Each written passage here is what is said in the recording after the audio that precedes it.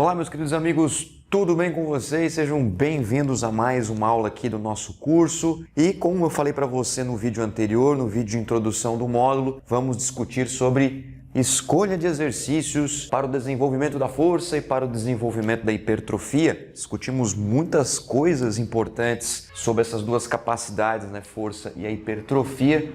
Lembrando que a hipertrofia é um aspecto multifatorial, né? E a gente viu aí muita coisa mesmo, né? Desde métodos de treinamento, desde manipulação de variáveis, controles de carga, né? Cálculos, periodizações e assim por diante. Bom, a partir então deste novo módulo, quero discutir com vocês essa importância de selecionar, escolher corretamente, adequadamente os exercícios para o seu aluno. Lembrando que todos são diferentes entre si, né? Temos que respeitar o princípio da individualidade biológica, mas é claro que nós temos que ter parâmetros, critérios, como se fosse um esqueleto, para a gente então trabalhar melhor na condução da prescrição do exercício físico. Eu elenquei aqui 4 itens, digamos assim, 4 áreas, melhor dizendo, para que eu possa te explicar como que você escolhe um exercício de uma forma um pouco mais assertiva? Aquele exercício que realmente ele vai fazer uma diferença para o nosso aluno. E para isso, então, eu estruturei e vou trazer aqui nessa aula para você o ponto de partida. E depois nós vamos especificando nas próximas aulas. A gente vai falando sobre o exercício em si, no caso, né? Nós vamos falar sobre exercício para tal músculo, exercício para tal musculatura, para tal dia e etc. Então vamos lá, olha só. O primeiro item que eu vou escrever aqui não necessariamente é o mais importante, né? Porque é o primeiro que eu vou escrever que é o mais importante. Todos eles têm sua importância, mas eu vou começar falando sobre este item aqui, ó. Variáveis anatômicas, ok? Anatômicas. E nesse caso aqui, o que eu vou escrever está vinculado com a anatomia musculoesquelética, tudo bem? Ou seja, para que você entenda bem essa variável de uma maneira bem direta, por que isso aqui é importante? Eu preciso entender como que eu vou dividir os grupos musculares para trabalhar com o meu aluno.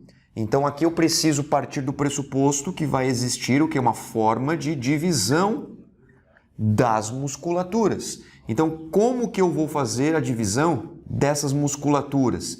Você sabia que existe uma série de formas de fazer a divisão das musculaturas? Sim, com certeza. A forma mais clássica da literatura de fazer essa divisão das musculaturas é peitoral, deltoide, dorsais ou costas, bíceps braquial, tríceps braquial, abdominal e membros inferiores. Alguns autores nem colocam os abdominais, colocam só os 6 principais, né? Dorsais, peito, bíceps braquial e tríceps braquial, deltoide e membros inferiores.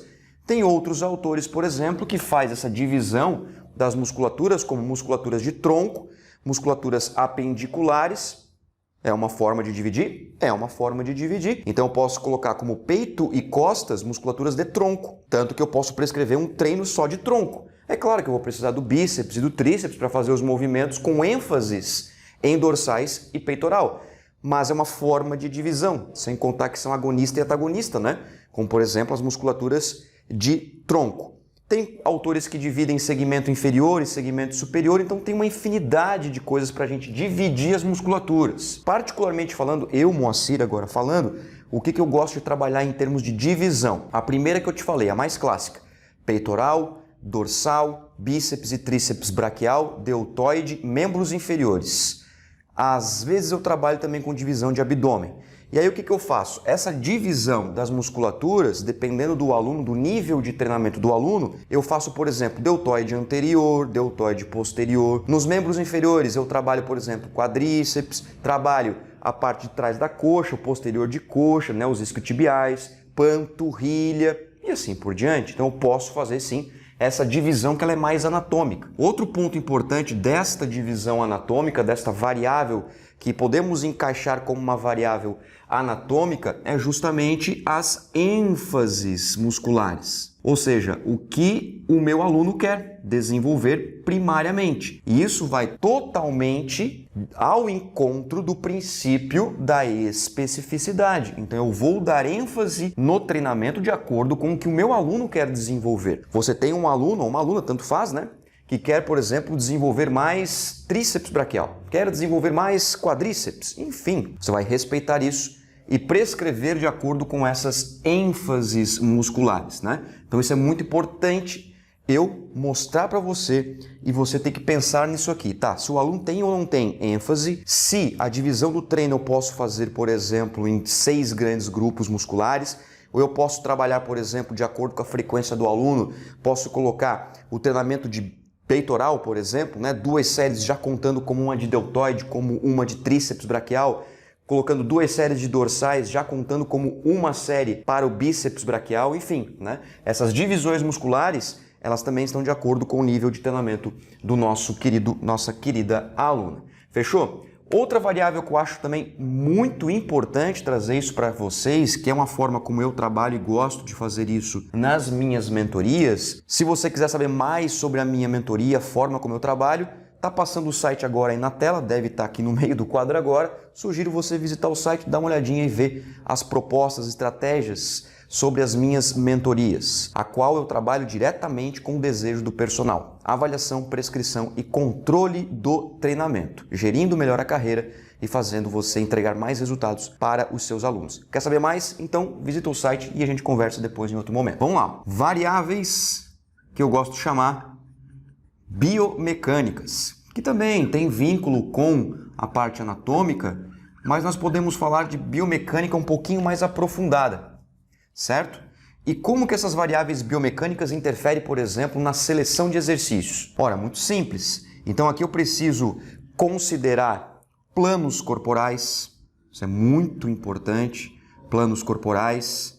E eu digo para você que muitos estudantes de educação física, muitos profissionais de educação física têm uma certa dificuldade de entender planos corporais. E isso é fundamental, entender os planos. Plano sagital, plano frontal, plano transversal, tá? Tem outras nomenclaturas, mas eu gosto de trabalhar com essas. Sagital, frontal e transversal.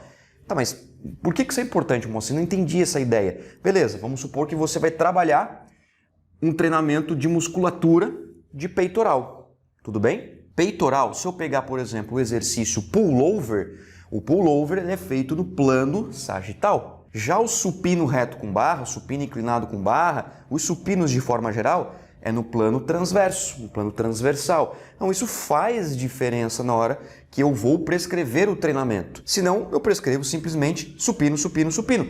Eu não trabalho essa variabilidade biomecânica. Vamos pegar um outro exemplo, musculatura de deltoide. O desenvolvimento com halteres, o shoulder press, é um exercício no plano frontal. Enquanto que a elevação frontal é um exercício sagital, no plano sagital. Agora, o exercício crucifixo invertido, que para alguns autores, quando realizado com as mãos para baixo, ou seja, em pronação, é um exercício para deltoide posterior. Claro, vai estimular algumas musculaturas de dorsais, mas a ênfase principal é no deltoide posterior. Esse exercício é no plano transversal. Então, eu preciso pensar isso. Desenvolvimento com halteres.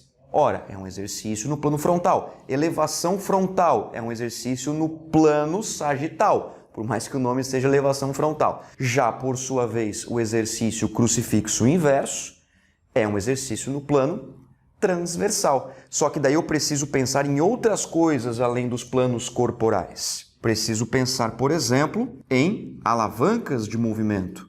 As alavancas também são muito importantes.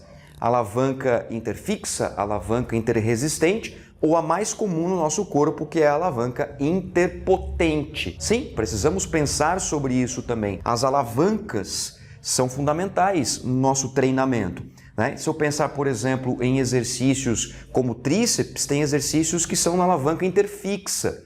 Agora, no bíceps braquial, a alavanca já é interpotente para a maioria dos exercícios. Então, entender os tipos de alavanca, eu nem vou entrar muito nessa parte, porque isso compete mais à biomecânica, mas você tem que entender isso. Você tem que imaginar isso. O que vai de acordo, por exemplo, com os planos corporais é também a questão dos exercícios em termos de utilização de implementos. Como assim? Exercícios com pesos livres, exercícios com máquinas, e aqui eu posso dizer polias, né? Eu vou até botar aqui, ó, polias. Lembra que eu falei dos exercícios de deltoide? Desenvolvimento, elevação frontal e crucifixo. Eu posso fazer os 3 com halteres. Os 3 com peso livres. Será que isso é bacana do ponto de vista de variabilidade? Do ponto de vista de variabilidade, não. Mas do ponto de vista de estimulação por meio dos planos corporais, sim. Agora, será que talvez não seja interessante eu colocar um desenvolvimento com halteres, uma elevação frontal na polia e um crucifixo invertido, por exemplo, na máquina de pec deck, onde eu só vou ajustar e fazer sentado e fazer o movimento do pec deck invertido? Olha só quantas coisas eu estimulei em 3 exercícios distintos. Ou posso colocar desenvolvimento máquina, elevação frontal com halteres, então eu posso trabalhar essas diferenças nas estruturas. E isso estão vinculados, claro, às variáveis biomecânicas. Outra coisa que eu posso considerar também aqui, que eu acho bem interessante, inclusive bastante polêmico, né, são os exercícios multiarticulares, né, a divisão do exercício de acordo com a quantidade de articulações envolvidas, né?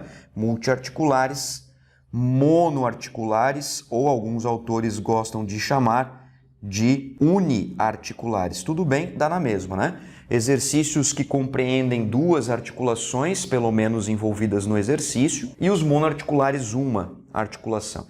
Se nós pegarmos, por exemplo, exercícios de peitoral, temos aqui o supino como grande exemplo, né? Apoio de exercícios multiarticulares. Já monoarticulares temos aí os crucifixos, o pec deck, né? O fly ou voador, tanto faz, pullover. Pullover também é um exercício monoarticular. Então, nós temos essas diferenças a serem consideradas. Outra coisa bacana também que eu sugiro o personal considerar em termos de variáveis biomecânicas é a cadeia cinética do exercício, né? Isso é muito importante. Cadeia cinética, e aí nós dividimos em cadeia cinética fechada e cadeia cinética também aberta. Tudo isso faz diferença, Moa? Claro que faz diferença. Sem dúvida nenhuma que faz diferença. Se nós pegarmos, por exemplo, o exercício de agachamento, que é considerado um exercício de cadeia cinética fechada, e um exercício como a cadeira extensora, que é um exercício de cadeia cinética aberta. Tem muitas discussões importantíssimas sobre essa seleção de exercícios, principalmente na reabilitação, mas o que a gente sabe é que na cadeia cinética fechada a gente consegue ter uma distribuição melhor da força em relação à dissipação da força, né, em relação ao exercício, enquanto que aberta a gente consegue ter um isolamento melhor. Como, por exemplo, no agachamento a gente tem muitas musculaturas envolvidas no agachamento, glúteo, nós temos os isquiotibiais, a panturrilha, enfim, né, uma quantidade aí de musculaturas envolvidas, enquanto que na cadeira extensora o foco principal é o reto femoral e os vastos. Então eu tenho como se fosse uma privação de algumas musculaturas em pró de ênfases acentuadas de outras. Por isso que os isolados, muitas vezes, eles são necessários nos treinamentos dos nossos alunos. Então chegamos aqui em 2 variáveis muito importantes, né? As variáveis anatômica e biomecânica, respectivamente, aqui discutido com vocês. Agora, uma outra variável que eu acho bem interessante também da gente discutir, vou colocar agora aqui nessa parte, na outra metade do quadro, que eu acredito que seja uma das variáveis que vem ganhando cada vez mais discussões, e é uma variável que eu gosto de discutir bastante. Poderia fazer essa aula tranquilamente somente desta variável, que é as variáveis metodológicas. Exatamente o que você está pensando, os métodos e os sistemas de treinamento. Aqui começa um expertise bem específico do profissional de educação física, porque até então nós discutimos basicamente o quê? Os meios de treinamento, né? Aonde o indivíduo vai fazer, qual ênfase, né? Qual divisão, qual plano corporal, aonde o aluno vai estimular a musculatura de peito. Né? Por exemplo, por meio do exercício crucifixo, aonde o aluno vai executar a ênfase em dorsais, como por exemplo na remada baixa e assim por diante.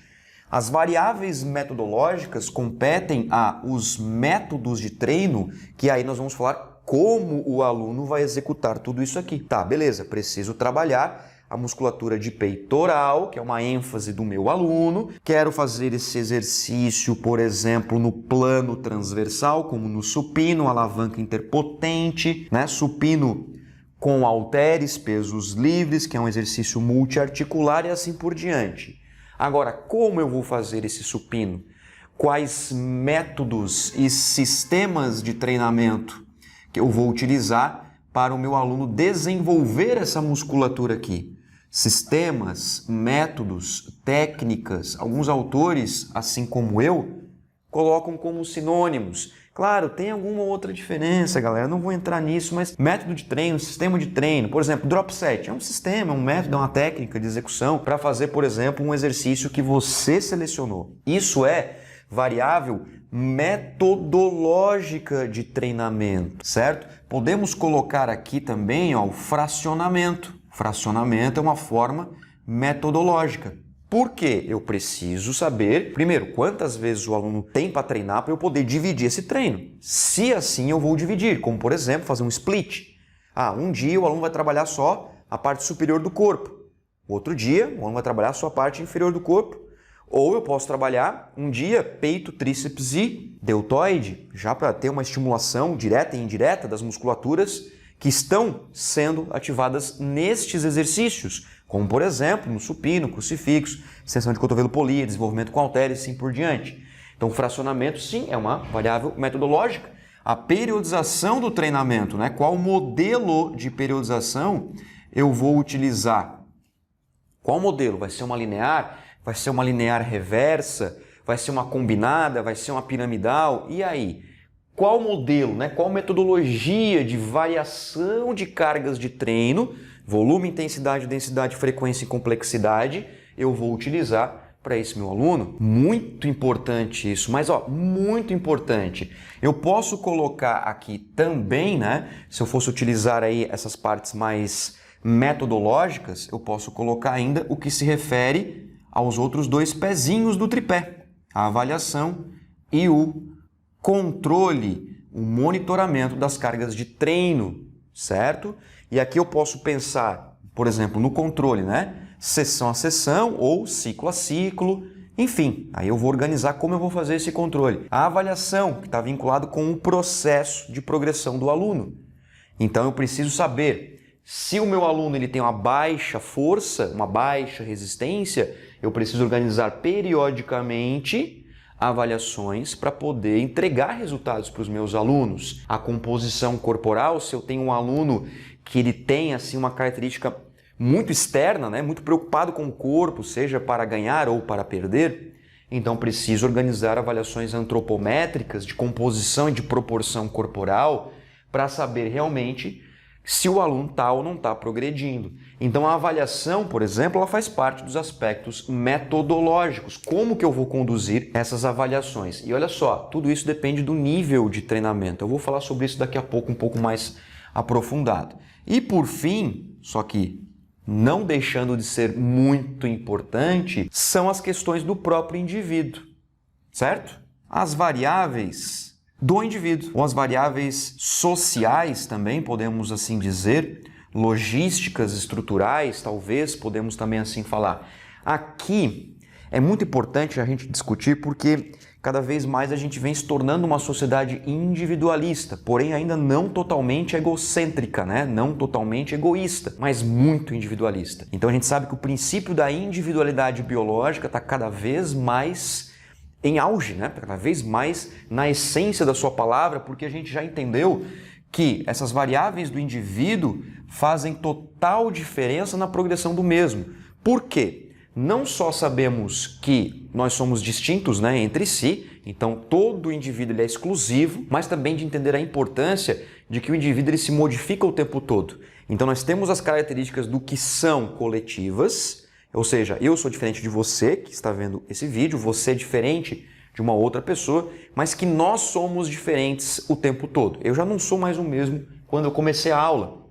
Eu tinha outro nível de glicose, eu tinha um batimento cardíaco menor, agora eu já estou com um batimento cardíaco mais elevado porque eu estou falando, já estou com um pouco mais de sede porque eu estou falando, do que quando eu comecei a aula, já não sou mais o mesmo. Nível de cortisol está aumentando e assim por diante. Você também já não é mais o mesmo de quando você começou a assistir essa aula. Isso é muito importante. E aqui então a gente tem que trabalhar, por exemplo, com metas do indivíduo, objetivos, isso é muito importante. Moacir, eu quero perder 3 kg de peso corporal. Enfim, quero melhorar o meu sono. Quero ter mais disposição para fazer as atividades da vida diária. Estou com baixíssima energia, eu tenho filhos, não consigo brincar com os meus filhos. Enfim, isso são objetivos. E aí nós vamos traçar metas. para que estes objetivos sejam alcançados de forma segura, eficiente, né? Sem cortar caminhos, sem fazer besteiras. Nós vamos trabalhar com ética e coerência. Com isso, então, nós temos que lidar com os anseios dos nossos alunos, né? Com os anseios, com sentimentos negativos que acometem os nossos alunos. Isso é muito importante, cara, muito importante, né? Ah, eu não vou conseguir, eu vou desistir, estou há 1 mês na academia e não ganhei nada. Né? Então a gente tem que saber lidar muito com isso, né? Os sentimentos que fazem com que a pessoa se saboteia, né? Ela sabota, ela se engana. Isso é muito importante, né? Nós temos que pensar também na questão da frequência, né, do aluno, né? Quantas vezes o aluno pode vir treinar? Isso é muito importante. Quantas vezes? Por quanto tempo? Ou seja, eu posso ter um aluno que até pode vir 4 vezes por semana para treinar, só que ele pode 30 minutos. Eu tenho um aluno de personal, por exemplo, que treina 2 vezes na semana, mas ele pode treinar 1 hora. Então isso também é determinante, porque está vinculado com os aspectos de frequência, né? E aí, claro, temos também o que é o aspecto de progressão, isso está vinculado com o princípio da continuidade, princípio da adaptação, e essa progressão também nós temos que pensar em outra coisa muito importante, a aderência, estratégias para fazer o meu aluno permanecer fazendo exercícios físicos, seja no personal trainer, seja na sala de musculação, enfim, independentemente da situação. Claro que tudo isso também depende do nível de treinamento, conforme eu falei para você quando eu estava aqui nessa variável. Ou seja, o nível de treinamento também interfere diretamente como o meu aluno vai progredir, claro, com certeza, como que ele vai lidar com essas metas. Uma coisa é um aluno iniciante que treina 4 vezes por semana. Outra coisa é um aluno iniciante que treina 2 vezes por semana. Uma coisa é um aluno que está com você há 3 anos, só porque esse aluno treina 6 vezes por semana e é um jovem de 25 anos de idade. Outra coisa é uma mulher avançada de 50 anos de idade que treina com você há 6 anos, que treina 3 vezes por semana. Então isso reflete justamente o princípio da individualidade biológica. Esses 4 itens, eles resumem bem o que nós precisamos levar em consideração antes mesmo de escolher um supino, antes mesmo de escolher uma remada baixa, antes mesmo de escolher um leg press. Porque o resultado do exercício escolhido, aquele leg press, aquele agachamento, aquele desenvolvimento, aquela rosca bíceps, é reflexo de tudo isso aqui pensado anteriormente. Tudo isso pensado antes mesmo da gente prescrever o treino propriamente dito. E por que isso é importante? Porque qualquer falha que eu cometa aqui, o treino pode se tornar inadequado para aquela pessoa. Por isso é fundamental que você respeite pelo menos isso aqui. Tem outras coisinhas que nós poderíamos conversar sobre mais isso aqui também, é claro, mas acredito que dá um bom suporte, principalmente se você está começando na área ou se você está muito tempo na área e precisava aí de um remember para poder realmente melhorar, aperfeiçoar a sua prescrição, a sua periodização do treinamento. Na minha opinião, o que você deve considerar sempre na essência é a individualidade biológica e entender que todos os princípios do treinamento estão aqui de alguma forma. Individualidade biológica, adaptação, princípio da continuidade, da especificidade, dependência, volume e intensidade, entre tantos outros que nós temos aí, motivação, né, variabilidade, ou seja, aqui, ó, se eu juntar todos estes itens, eu tenho o princípio da variabilidade, que nós vamos discutir bastante isso nos vídeos na sequência, quando falarmos das musculaturas em si, em relação ao aspecto biomecânico, colocando a metodologia na prática, respeitando o nosso indivíduo. Beleza? Então, espero que você tenha gostado, que coloque isso em prática e eu te encontro na próxima aula. Muito obrigado pela atenção. Um abraço. Tchau.